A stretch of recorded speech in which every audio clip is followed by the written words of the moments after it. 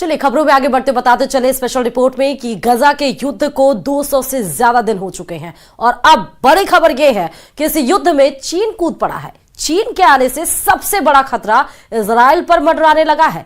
चीन ने फिलिस्तीनियों के दो गुटों हमास और फतह का आपस में समझौता करा दिया है।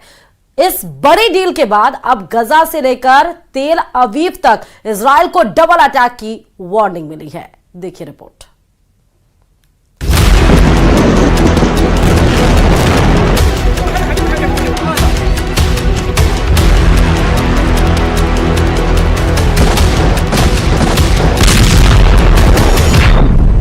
गाजा युद्ध में कूदा चीन, अब फंस गया इजराइल। 200 दिन की जंग के बाद इजराइल के लिए गाजा युद्ध एक बार फिर नासूर बनता जा रहा है। हालात ये हो गए हैं कि अभी तक गाजा पट्टी को पूरी तरह से कब्जे का प्लान पूरा भी नहीं हुआ है और इधर गाजा से सटे रफा में इजरायली सेना ने बहुत बड़ा ऑपरेशन शुरू कर दिया है। पिछले 15 दिनों के अंदर इजरायली सेना ने रफा में 2 जबरदस्त और बेहद खूनी हमले किए हैं, जिससे सबसे ज्यादा फिलिस्तीनी महिलाएं और बच्चे मारे गए हैं।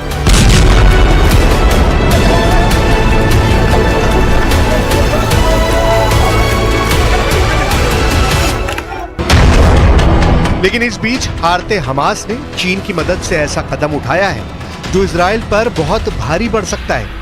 दावों के मुताबिक गाजा युद्ध में एक तरह से चीन कूद पड़ा है और चीन ने अब हमास के लड़ाकों और फिलिस्तीन में मौजूद फतह समर्थकों को एक साथ एकजुट कर रहा है ताकि गाजा युद्ध में हमास के लड़ाकों और फिलिस्तीनियों को बचाया जा सके। हम आपको बता दें कि इजराइल के 2 दुश्मनों की चीन ने दोस्ती करा दी है। हमास और फतह अब मिलकर इजराइल का मुकाबला करेंगे। हमास फतह एक साथ रफा में डबल अटैक। 应中方邀请，巴勒斯坦民族解放运动和伊斯兰抵抗组织代表日前来京磋商，就推进巴内部和解、深入坦诚对话。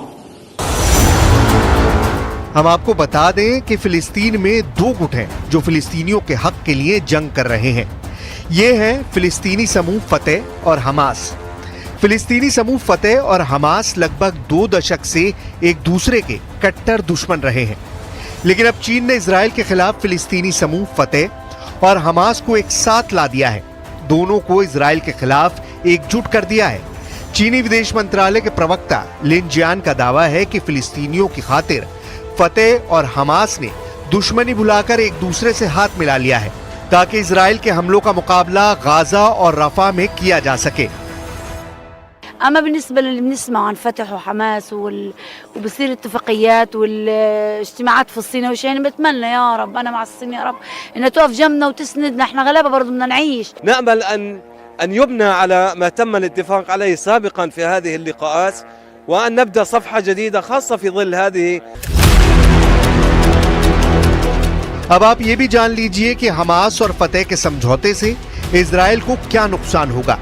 पश्चिमी मीडिया के मुताबिक और कुछ गाजा युद्ध के जानकारों के मुताबिक अभी तक इजराइल की खुफिया एजेंसी मोसाद और शिन बेत गाजा में इसलिए कामयाब हो रही हैं क्योंकि हमास लड़ाकों की मुखबरी में फिलिस्तीनी गुट फतह समर्थकों का जबरदस्त हाथ था जो हमास के टॉप कमांडर्स की मुखबरी कर रहे थे।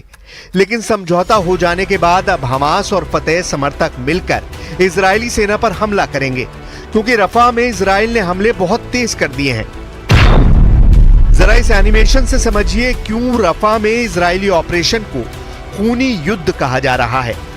गाजा पट्टी के दक्षिणी शहर रफा में इजराइल बड़ा ऑपरेशन करने जा रहा है जिसकी वजह से 23 लाख की आबादी वाले इस इलाके में भयानक खून खराबा होगा। यहाँ हमास के लड़ाकों से ज्यादा आम इंसान मारे जाएंगे। 15 दिन के अंदर इजराइल की आईडीएफ ने रफा में भीषण हमले किए हैं जिसमें लगभग 50 के करीब फिलिस्तीनी मारे गए हैं। अब रफा में दुनिया वो खूनी मंजर देखने जा रही है जिसकी कल्पना करना भी मुश्किल है।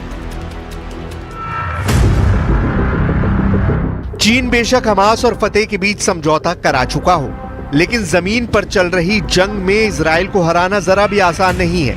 गाजा पट्टी में 35,000 से ज्यादा फिलिस्तीनी मारे जा चुके हैं। हमास के लड़ाके अभी भी इजरायली सेना पर गाजा पट्टी और रफा इलाके से हमले करने में जुटे हैं। सुरंगों का नेटवर्क अभी भी मौजूद है जहां से हमास के लड़ाके हमले कर रहे हैं। अब सवाल उठता है कि 200 दिन की जंग के बाद भी हमास अभी तक इजराइल के सामने घुटने क्यों नहीं टेक रहा है। इसके पीछे है हमास के वो नेता जो आखिरी सांस तक इजराइल से जंग करने पर आमादा हैं। हमास फतेह एक साथ, रफा में डबल अटैक। हमास के जिंदा 4 टॉप कमांडरों की वजह से गाजा युद्ध लगातार 200 दिन से चल रहा है। हमास का शीर्ष नेता इस्माइल हानिया है जो अभी तक जिंदा है। दूसरे नंबर पर याहिया सिनवार है जिसे खान यूनुस का कसाई कहा जाता है, जो सुरंग युद्ध में बेहद माहिर है, वो भी अभी तक जिंदा है। तीसरे नंबर पर मोहम्मद दईफ है जो हमास आंदोलन की सैन्य शाखा इस अल दीन अल कासम ब्रिगेड का चीफ है और अभी तक जिंदा है। और चौथा है हमास का नेता खालिद मिशाल जो हमास की विदेश में राजनीतिक ब्यूरो का प्रमुख है, जो जिंदा है। अब देखना होगा रफा पर इजराइल के बड़े हमले से पहले हमास और फतेह गुट के लड़ाके इजरायली कोहराम को रोक पाते हैं या नहीं।